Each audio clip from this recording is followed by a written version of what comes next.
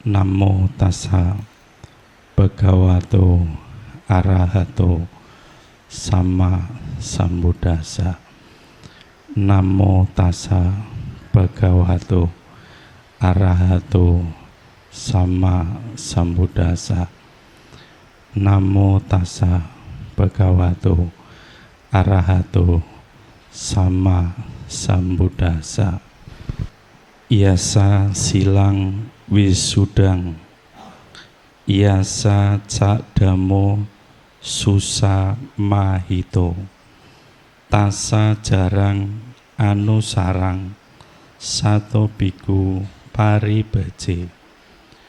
Orang yang memiliki moral yang bersih dan yang memiliki dhamma yang teguh akan merasa bahagia di masa tua dan akan mencapai pembebasan.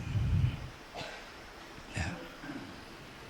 Bapak Ibu sekalian, pada kesempatan yang baik ini saya akan menyampaikan sharing dhamma ya, dengan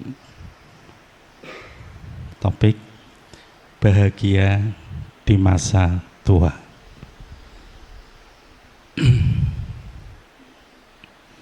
Ya. Di dalam dhamma yang namanya tua itu ada berbagai jenis. Jadi tua karena usia ya itu sudah sangat dimengerti ya. Orang yang usianya banyak itu disebut tua. Tetapi ada juga tua yang disebabkan oleh karena pengalaman ya. Jadi seseorang yang memiliki pengalaman tertentu bisa juga disebut sebagai tua ya. Kemudian ada juga orang yang memiliki pengetahuan ya, kemampuan tertentu itu juga bisa disebut sebagai orang tua ya. Nah, jadi umpamanya ya, seorang samanera ya, calon biku, meskipun dia masih samanera tetapi pengetahuan dan pengalamannya itu sudah mumpuni, maka dia bisa dikatakan sebagai tua di dalam dhamma ya. Nah, jadi sebutan tua itu macam-macam. Bahkan ada yang namanya tua keladi ya. Makin tua makin menjadi, ya harus ya. Ya. Betul.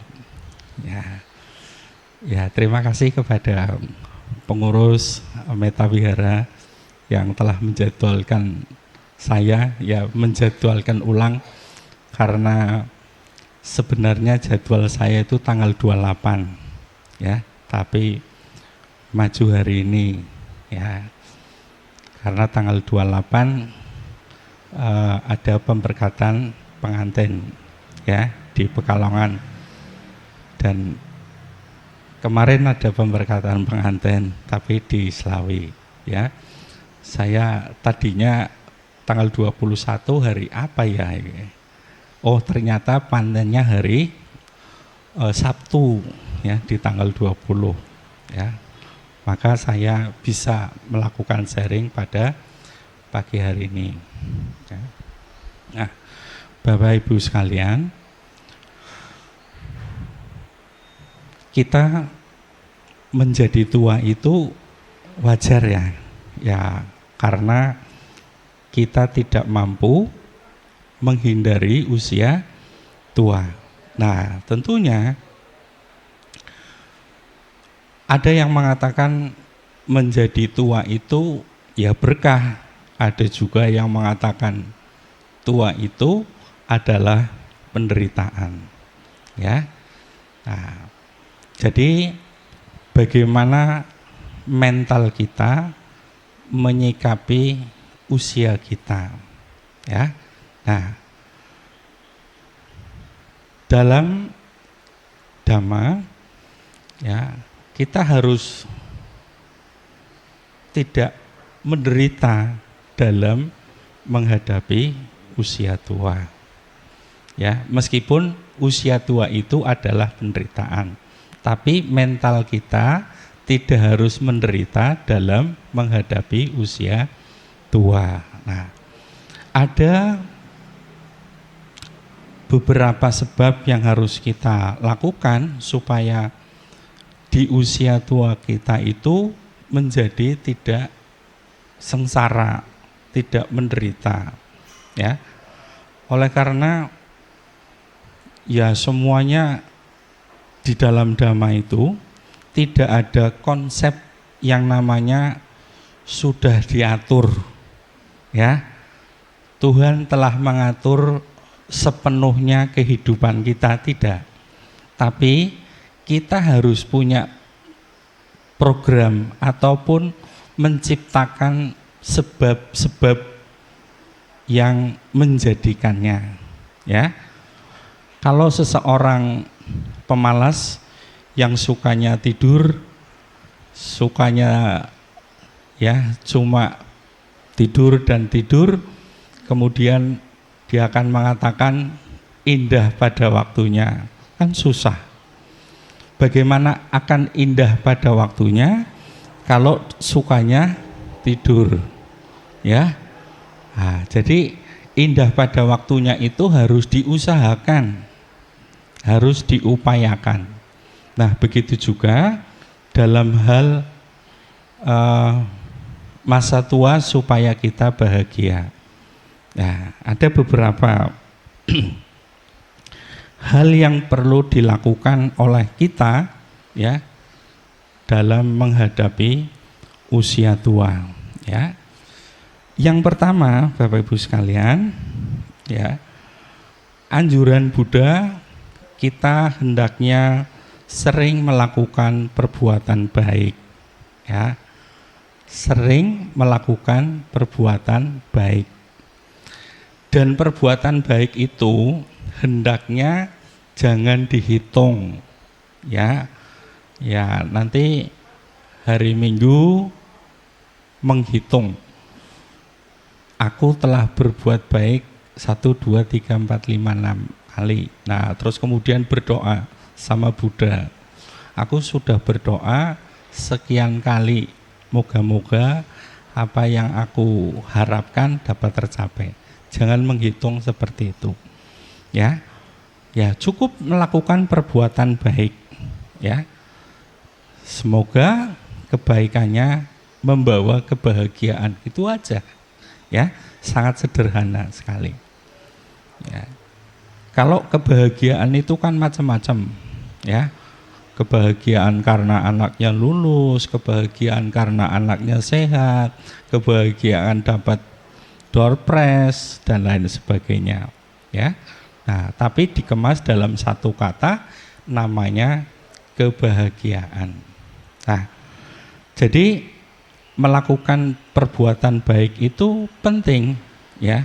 Sebenarnya dari usia muda, ya, dari anak-anak usia muda sampai pada usia tua, ya, melakukan perbuatan baik. Ya. Perbuatan baik itu banyak ragamnya, dari perbuatan baik yang dilakukan oleh pikiran, perbuatan baik yang dilakukan oleh ucapan, dan perbuatan baik yang dilakukan oleh badan jasmani. Nah, jadi ketika masih kita berpikir yang baik, itu sudah melakukan kebaikan. Tidak berprasangka buruk kepada orang lain, kepada tetangga, kepada saudara, itu sudah baik. Ya. Nah, ya. Kemudian yang kedua adalah hendaknya mengendalikan diri atau mengontrol diri. Yang dimaksud dengan mengontrol diri, mengendalikan diri adalah mengendalikan nafsu-nafsu indria kita. Ya. Jadi indria kita itu kalau sehat itu banyak maunya karena sehat.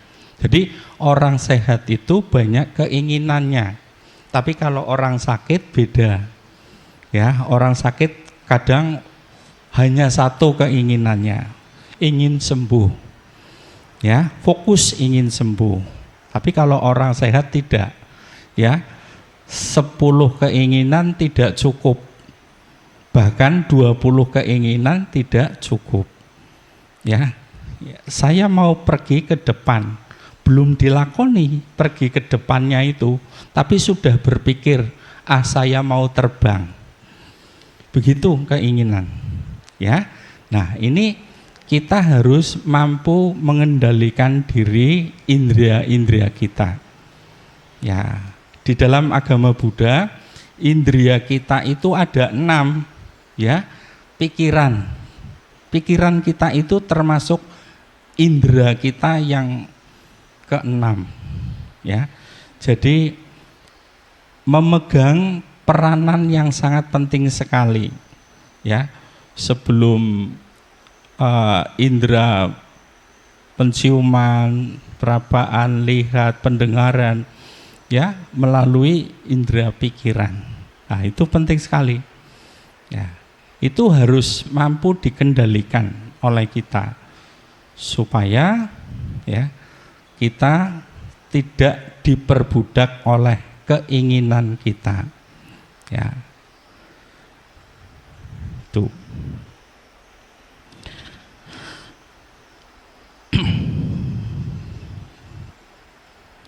Yang ketiga, Bapak Ibu, nah ini adalah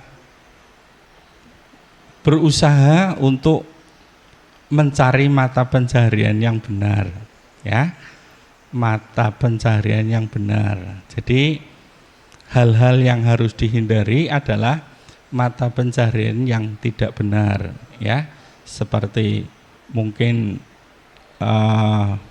penipuan, pembohongan, ya, yang tidak benar, yang memalsukan dan lain sebagainya, ya. Bahkan di dalam sila dasar agama Buddha, di dalam Sigalowada Sutta juga dijelaskan bahwa umat Buddha itu hendaknya tidak berdagang minuman keras. Nah, ya, tuh Bapak Ibu sekalian. Ya, mungkin berpikir bahwa berdagang minuman keras itu laris, ya, laris, batine okeh. Tapi bahayanya juga banyak. Nah, jadi kita pertimbangkan antara laba sama bahayanya dari menjual miras. Ya, itu yang harus kita pertimbangkan dengan penuh kesadaran dan kebijaksanaan kita pakai.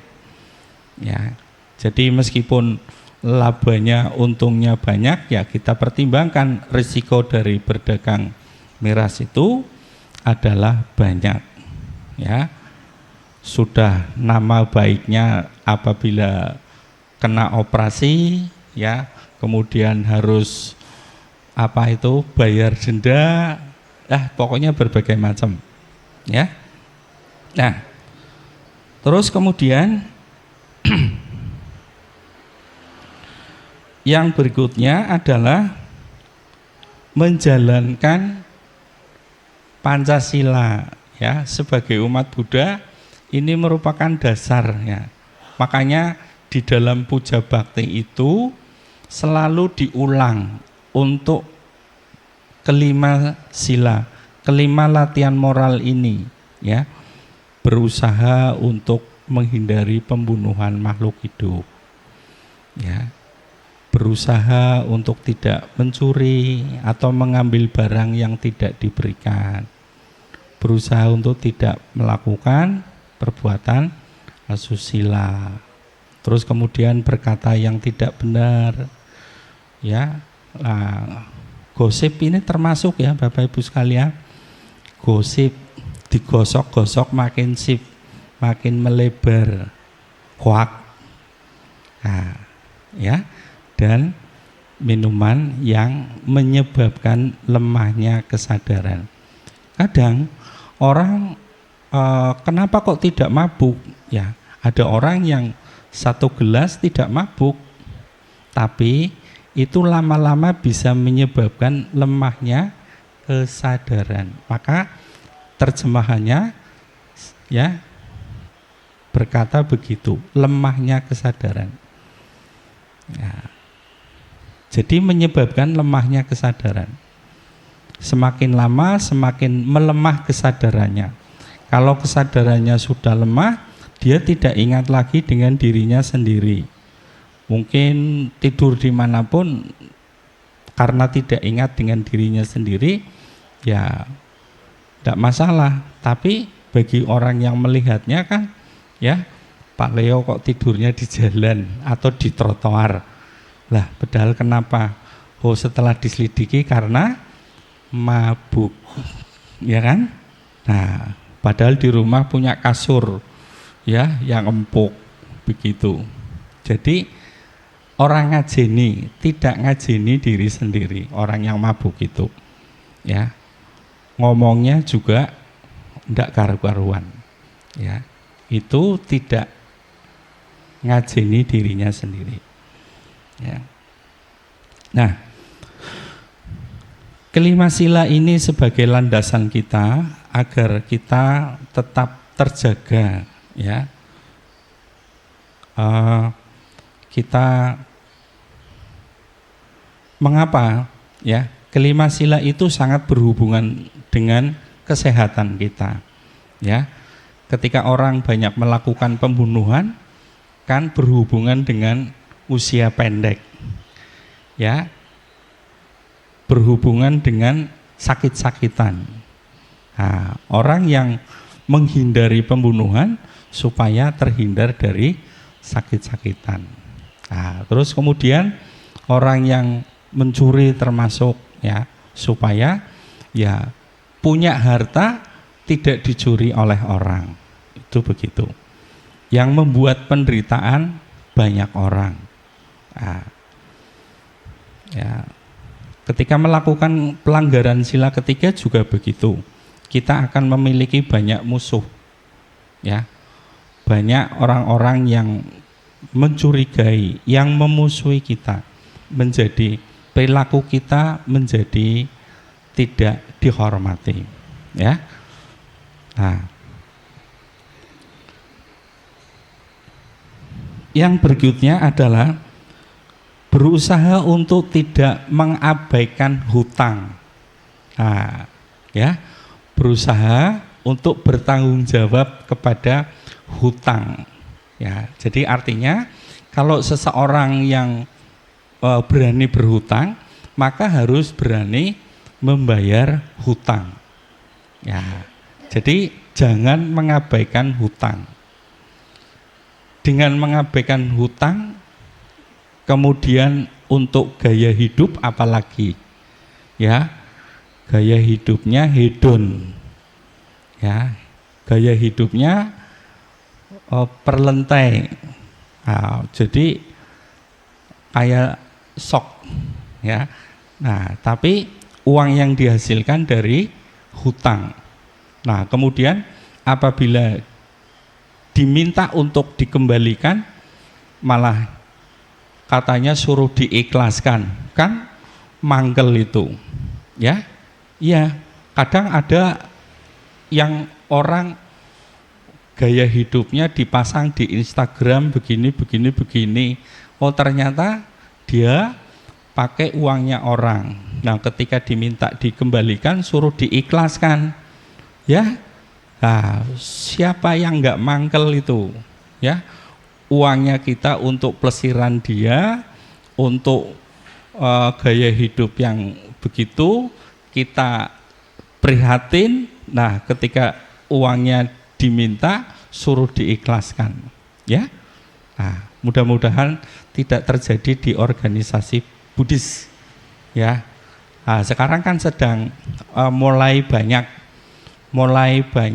orang yang ini menyediakan jasa untuk Damayatra. Nah, gitu ya. Jadi ada Damayatra. Nah, kemudian ya nanti kalau orangnya tidak bertanggung jawab, yang sebenarnya Damayatranya mau berangkat tidak jadi, ya. Nah, orang yang mau Damayatra suruh mengikhlaskan hartanya, nah itu karena dia nggak mau bayar. Ternyata uangnya juga tidak dibayarkan, ya, nggak jadi Damayatra. Nah itu kan dosanya berlipat-lipat, ya. Orang mau menjalankan ibadah suci kok ya. Damayatra itu kan bagian dari retreat, ya, penting. Nah itu, ya. Nah, Bapak Ibu sekalian, hendaknya tidak mengabaikan hutang, ya. Jadi bertanggung jawablah atas hutang-hutang yang sudah dipinjam. Jangan sampai hutang-hutangnya itu sampai ke bawah mati, ya. Nanti di kehidupan berikutnya hutangnya itu menjadi tanggungan juga, ya. Akhirnya yang menyebabkan harta kita sudah berkurang, ya, gitu. Nah, kemudian yang berikutnya adalah bagaimana supaya masa tua kita bahagia, ya kita usahakan supaya dengan anak, mantu, keluarga dan lain sebagainya ciptakan keharmonisan. Jangan menciptakan kemarahan, ya. Nah, sudah tua suka marah-marah. Nah, sebenarnya nambahi penyakit atau ya iri hati.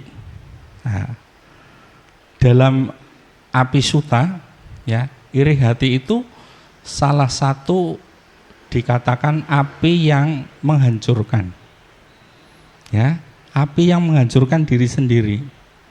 Jadi yang terbakar bukan orang lain yang diireni, tetapi dirinya sendiri.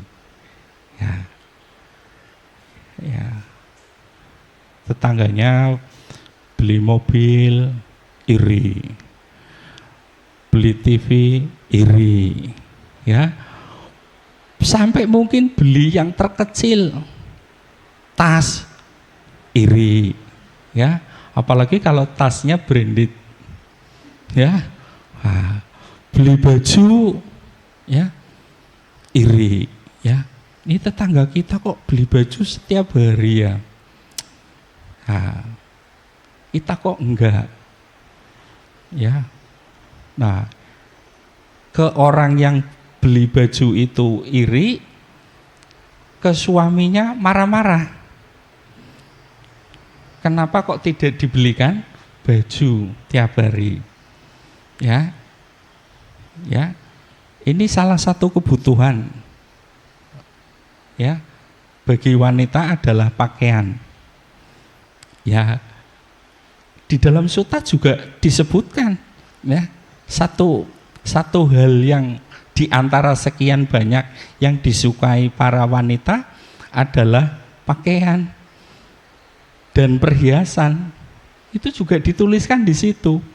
Ya, tetapi hendaknya bagi umat Buddha, ya, kan tidak terjebak dalam pakaian dan perhiasan. Artinya kalau sudah seminggu itu ada pakaian yang untuk gonta-ganti, ketika mau diajak pergi bingung pakai yang mana ya, kok enggak ada yang cocok. Nah, timbul apa? Kemarahan. Nah, ya, dia tidak bisa mengontrol diri, dia diliputi dengan nafsu-nafsu indria saja, ya. Ya, di samping untuk mempercantik, untuk memperindah diri, fungsi pakaian yang utama adalah untuk menutupi badan, tuh kan? Nah, Ya.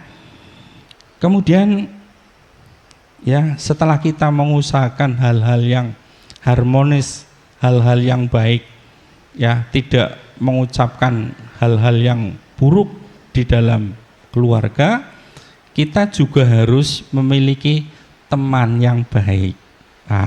Teman yang baik, teman yang bisa mensupport di dalam dhamma, ya. Bukan teman yang mensupport dalam hal-hal yang buruk, ya. Ayo ibu-ibu pada mayong. Ya, mayong lebih asik daripada meditasi, daripada baca parita. Ya, ya kan? Ya ada sebagian ibu-ibu yang suka begitu, ya, lebih asik mayong daripada baca parita, ya. Nah itu jadi tidak kalah apa itu gregetnya sama suaminya, ya. Jadi suaminya senang kartu, istrinya senang mayong. Ya, rusak semua tuh. Nah, jadi kalau sudah seperti ini, maka masa tuanya tentu menjauh dari kebahagiaan. Nah, oleh karena itu, ya, yang kita harapkan adalah, ya, kalau tidak mencapai pembebasan, tidak mencapai pencerahan, ya minimal bahagia di masa tua, ya. Nah, kenapa Sang Buddha tidak menyebutkan ini harus punya uang banyak gitu, ya? Ya, itu kan kebutuhan relatif, ya. Sehingga tidak disebutkan di dalam Dhamma, ya hanya sebagai faktor penunjang saja, ya. Nah, dengan mengontrol diri, dengan melakukan banyak kebaikan, dengan menjalankan 5 sila, ya tentunya orang akan menjadi sehat batin dan juga sehat jasmani, ya. Nah, apalagi ya sekarang berbagai macam bentuk senam, ya, untuk menyehatkan fisik, ya. Ya, senam itu menunjang kesehatan fisik. Meditasi menunjang kesehatan mental, ya. Jadi balanlah atau seimbanglah dalam melakukan kegiatan itu, ya. Nah, jadi karena kita punya yang namanya jasmani dan juga punya batin, ya, kedua-duanya harus dirawat dengan baik, antara jasmani dan batin itu, ya. Jangan jasmaninya saja yang dikasih makan enak-enak, tapi batinnya tidak dirawat, tidak dikasih makan yang enak, ya, sehingga batinnya menjadi sengsara. Nah, ya. Nah, sekali lagi semoga dengan apa yang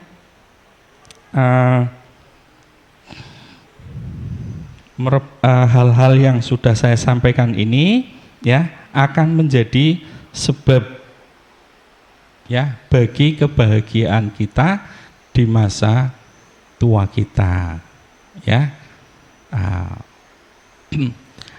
Saya akan menutup dengan sebuah cerita yang sangat menarik sekali, ya. Ada seorang nenek yang sudah ditinggal suaminya, ya, dan dia kaya raya. Tiap hari sama sopirnya dia mengantar bunga ke kuburannya suaminya tiap hari gitu, ya. Tapi meskipun si ibu ini menghantar bunga ke kuburannya suaminya untuk menunjukkan kesetiaan, untuk menunjukkan kasih sayang, ya, setelah pulang dari kuburannya itu merasa kesepian, merasa tidak ada arti perbuatannya itu. Nah, suatu hari ketika sang ibu ini sakit, dia memerintahkan sopirnya untuk menghantarkan bunga ke kuburannya, ya. Nah, dalam perjalanan Pak sopir ini berpikir, ya, wong orang sudah mati kok dikasih bunga terus, ya. Lagian juga bunganya layu dan tidak membahagiakan. Akhirnya apa? Sama Pak supir dibawa ke rumah sakit bunganya, ya. Dia datangi rumah sakit, dia berikan bunganya kepada orang yang sakit, ya. Bu, ya ini kebetulan dikasih seorang ibu yang sakit. Bu, ini ada bunga untuk ibu, ya, semoga berbahagia. Sangat senang sekali, ya. Kemudian dia videokan kebahagiaan ibunya ini, ya, meskipun dia tidak menunjukkan yang ngasih bunga itu siapa gitu, ya. Nah, beberapa hari dia lakukan selama majikannya ini sakit, ya. Setelah sembuh, ya, dia mengajak lagi ke kuburan suaminya itu untuk naruh bunga. Nah, dalam perjalanan itu bercakap-cakaplah antara ibu sama sopirnya itu. Nah, ya, ada manfaat rupanya. Nah, akhirnya ajakan dari Pak sopirnya untuk pergi ke rumah sakit disetujui sama si ibu, ya. Nah, maka berikanlah bunga ini kepada yang sakit. Nah, dia melihat langsung, ya, orang yang diberi bunga kebahagiaan yang luar biasa, ya. Nah, akhirnya, ya, bunga-bunga yang tadinya disampaikan ke kuburan suaminya diberikan kepada orang yang sedang sakit. Dia hibur sampai banyak orang sakit yang sembuh karena menerima bunganya ini. Nah, ya, ini cerita yang mungkin bagi seseorang ya tidak menarik kok hanya bunga, tapi ternyata membawa pengaruh yang sangat besar sekali bagi sang ibu untuk menciptakan kebahagiaan semasa dia kesepian, ya. Nah, itu dalam ajaran Buddhis bisa dikategorikan sebagai pelimpahan jasa, ya, pelimpahan jasa yang ditujukan kepada mendiang, ya. Ini sehingga mendiang ikut berbahagia, si ibu juga berbahagia, sopirnya melihat ibu ini juga bahagia karena melihat orang-orang yang diberi bunganya menjadi bahagia, ya. Nah, begitu dia sudah melihat orang yang diberi bunga bahagia, tiap hari tidak hanya satu yang dia bawa, tiap hari bertambah satu, begitu terus menerus sampai akhirnya banyak sekali yang dia bawa untuk orang-orang, ya. Nah, jadi ya kebiasaan orang di luar negeri kalau sakit itu dikasih bunga senang sekali, ya, itu, ya. Jadi indrianya melihat pemandangan bunga yang indah menjadi menjadi bahagia gitu, menjadi senang dan sebagainya, ya. Nah, ini yang ini saya sampaikan pada kesempatan pagi ini, ya. Ya, semoga kita senantiasa memiliki moral yang bersih, ya, dan memiliki dhamma yang teguh, begitu, ya. Dengan dhamma yang teguh sampai akhir hayat, ya. Nah, kita berkeyakinan kepada Sang Buddha, Dhamma, dan Sangha, ya. Terima kasih atas segala perhatiannya. Ya, sebelum saya tutup, saya menyampaikan atau saya mengucapkan selamat Hari Ibu kepada ibu-ibu sekalian. Ya, semoga di Hari Ibu besok, ya, Hari Ibunya nasional. Jadi ibu-ibu besok ulang tahun. Ya, semua ibu jadi ulang tahun. Ya, nah, semoga di Hari Ibu bahagia adanya, ya, panjang umur, sehat, ya, dan tentunya bagi hari ini yang masih kurang sehat, ya, menjadi sehat, ya. Akhirnya sabe sata bawantu sukitata, semoga semua makhluk hidup berbahagia.